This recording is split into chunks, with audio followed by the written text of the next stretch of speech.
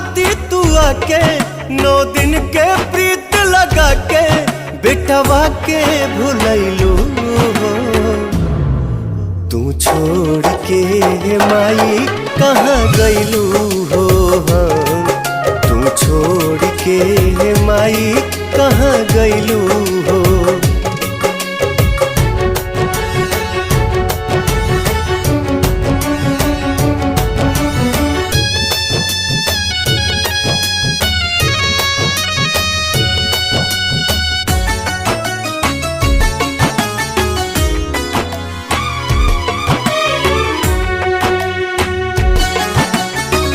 जात घरिए माई हम तनिको जन ले रही ती।